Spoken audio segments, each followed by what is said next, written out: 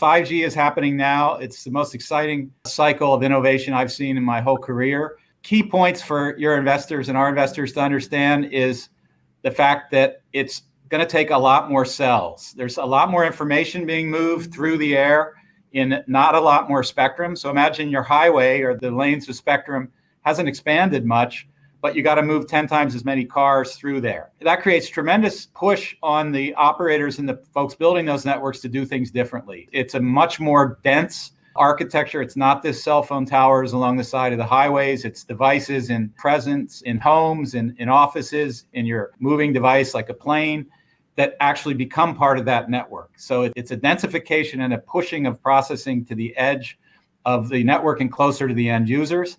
That's an essential part of 5G. We have the best pedigree to do that. We've already done that in a lot of cases in scale, in the lead up, and we're in the process of doing that now in some really innovative ways. So it's all about more software. You have to be able to deploy these many, many more tools and base stations quickly, and you have to be able to have them configure themselves quickly.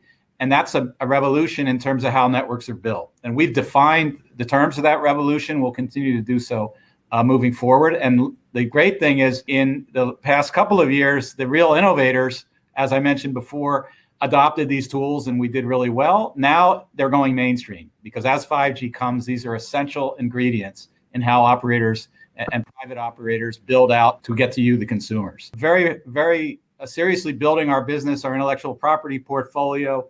We made an acquisition to give us a really strong fixed wireless offering to compete with the likes of Cambian and Ubiquity, in addition to our mobile offerings.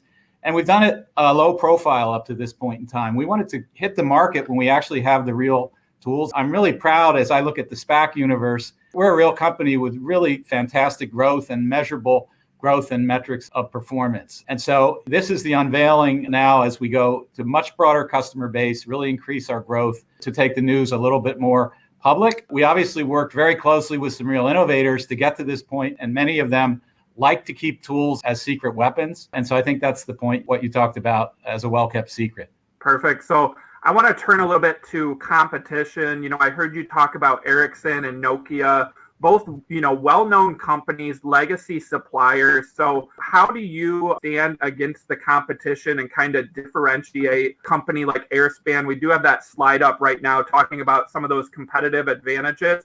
Can you just kind of walk us through, you know, the key points there? Yeah. So we, again, have a great portfolio of innovation in what we're offering. We're the cost leader, not because we sell at lower prices, but because we design very heavy grade products on very low cost silicon from partners like Qualcomm. And that allows us to have product leadership. We have absolutely award-winning performance and designs. We won a Glow Mobile World at Mobile World Congress. That's like the Oscars of the industry. We win awards continuously for our innovation and actually getting things out at scale.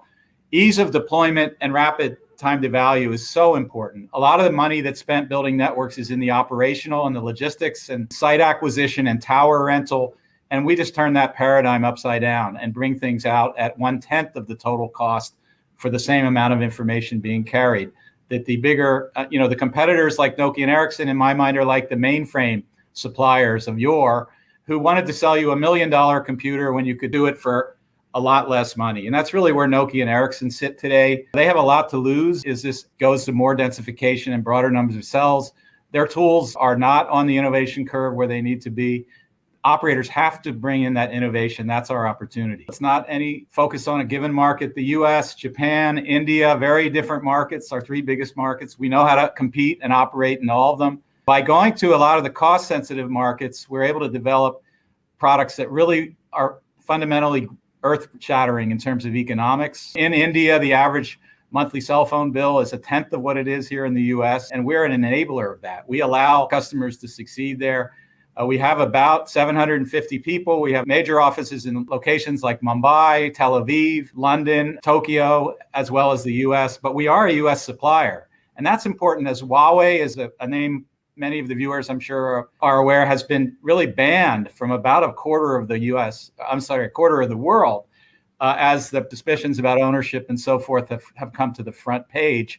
And that means there's a scarcity of supply. We've got that reach, and it's really exciting right now to grow out in all these different types of markets. We've got experience in all the different types of markets, developed and developing.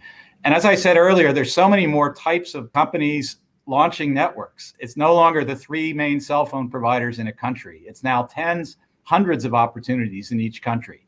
Awesome. I want to talk a little bit about growth. So in that investor presentation, one of the slides, we have 4 key points. So expansion in existing customers, customer acquisition, additional 5G use cases, and channel sales and strategic partnerships. Can you just walk us through, how are we going to accomplish that growth and what's the timeline to meet these 4 goals going forward? Yeah, so we are adding new customers every day and we're selling more to our existing customers. They tend to buy 1 or 2 projects from us first and then add in something we call land and expand. So we have a very significant momentum once we get traction in a customer.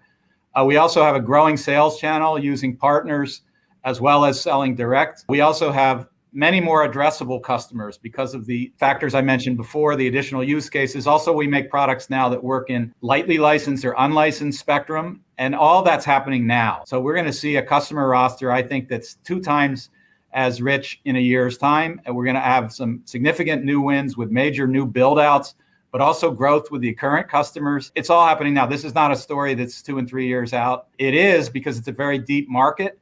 That's what makes it so exciting. But the next 12 months are all about customer acquisition and growth.